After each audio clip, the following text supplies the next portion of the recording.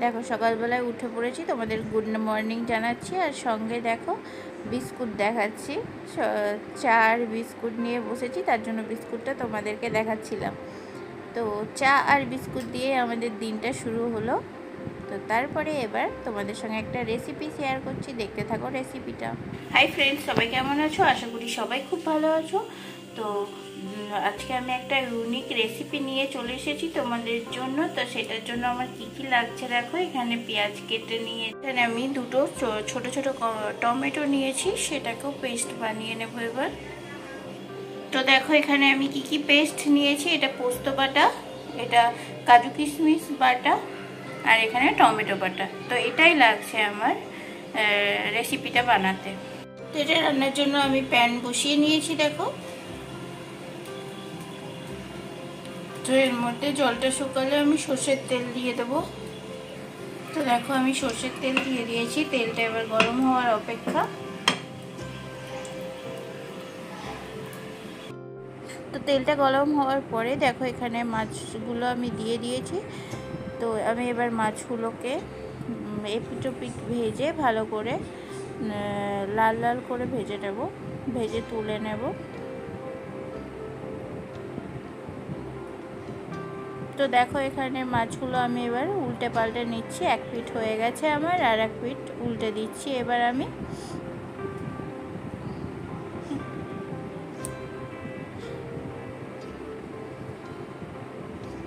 তো এই যে মাছগুলো ভেজে আমি তুলে নিয়েছি, এবার মাছ ভাজার তেলের মধ্যে আমি এবার পেঁয়াজগুলোকে প্রথমে দিয়ে দেব। তো পেঁয়াজগুলো দিয়ে দেওয়ার পরে এবার এখানে যে বাটা মশলাগুলো রেখেছিলাম সেগুলোকে দিয়ে দিচ্ছি। প্রথমে টমেটো বাটা দিয়ে দিলাম,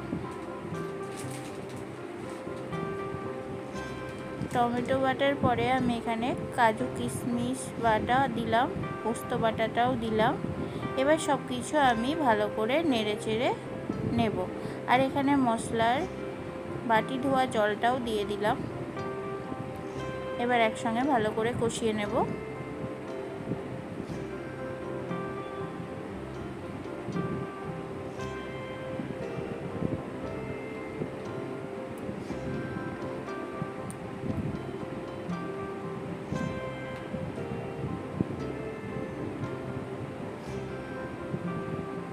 কালারটা দেখো জাস্ট কি সুন্দর হয়েছে, জাস্ট টমেটো বাটার।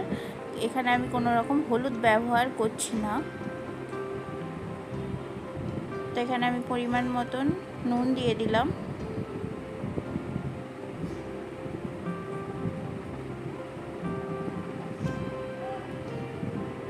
জল দিয়ে দিলাম এটার মধ্যে। তো জল দিয়ে দেওয়ার পরে এটা একটু ফুটে উঠলে আমি এর মধ্যে মাছগুলোকে অ্যাড করে দেব।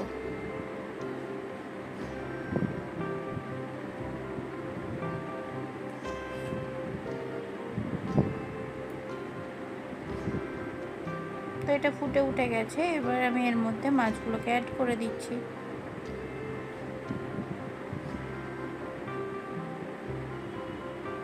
তো এটা আমি কিছুক্ষণের জন্য 7 মিনিটের জন্য ঢাকা দিয়ে দিচ্ছি, যাতে মাছগুলো সেদ্ধ হয়ে যায়।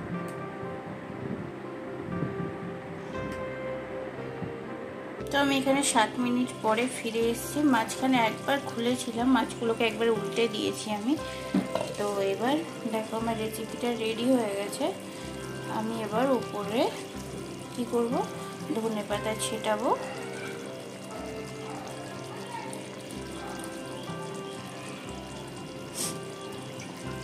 তো আমি একটু বেশি পরিমাণেই ধনেপাতা দিচ্ছি, কেননা ধনেপাতার ফ্লেভারটা আমার এই মাছে খুব ভালো লাগে।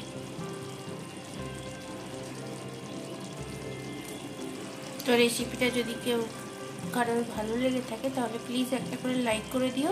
আর তোমাদের সঙ্গে দেখা হচ্ছে পরবর্তী কোনো রেসিপির সঙ্গে। ততক্ষণ অবধি তোমরা খুব ভালো থেকো, সুস্থ থেকো আর হ্যাপি থেকো। তো আমি এবার মাছটাকে ঢাকা দিয়ে দেবো। ঢাকা দিয়ে গ্যাসের ফ্লেমটাকে অফ করে দেবো। অফ করে দিয়ে আমি এটাকে কিছুক্ষণ দমে রেখে দেব। তো চলো আজকের মতন টাটা, ভালো থেকো।